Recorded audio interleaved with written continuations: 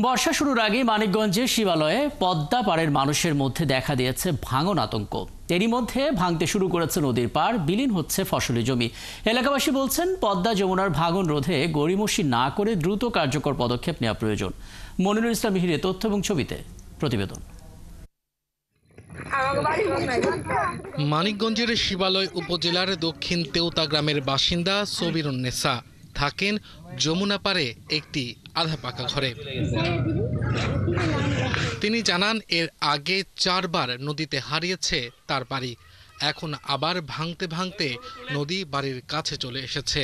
তাই নতুন করে তৈরি হয়েছে সহায় সম্বল হারানোর শঙ্কা।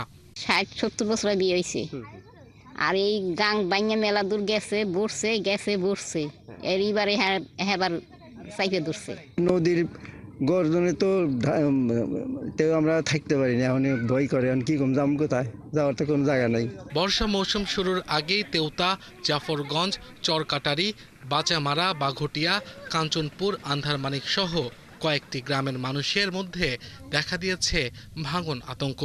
স্রোত ও ঢেউয়ে নদী পাড়ের 3 ফসলি জমি ভেঙে যাচ্ছে। নদী তো কাছে পড়ছে, বাড়িঘর তো সব নিয়ে যাবো এই বছর যদি ফিরাবেন না পারে। এরকম যদি একবারে ভেঙে যায় তাহলে আমরা বাড়িঘর নিয়ে কোথায় যাবো? আমাকে বাড়ি এই যে আমাদের বাড়ি একবার কাছারে এক চাপের পর। এলাকাবাসীর অভিযোগ, নদী ভাঙনে প্রতি বছর অনেক মানুষ নিঃস্ব হচ্ছেন, কিন্তু প্রশাসনের কার্যকরী কোনো উদ্যোগ নেই।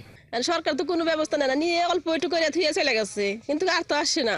সরকার শুধু বলে যে ঘর নদী বাঁধতে দিব, কিন্তু আমাকে ঘরই চলে যায় সারছে নদীতে। এখন কবে বানবো, আমরা কোথায় যাবো?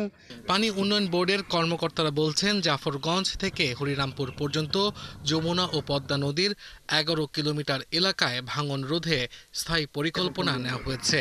বাজেট পেলে বাকি অংশের কাজও করবেন তারা। হরিরামপুর, দৌলতপুর, শিবালয় যে পদ্মা যমুনা ভাঙন আছে, সেটা আমরা ফিজিবিলিটি স্টাডি চলমান আছে এবং আমরা অচিরেই আমরা একটা প্রকল্প গ্রহণ করব, যেখানে আমাদের স্থায়ী একটা প্রতিরক্ষা বাঁধ হিসেবেও কাজ করবে, পাশাপাশি নদী শাসন কাজ করবে। গেল বছর পদ্মা যমুনার ভাঙনে ক্ষতিগ্রস্ত হয়েছিল 5 শতাধিক পরিবার।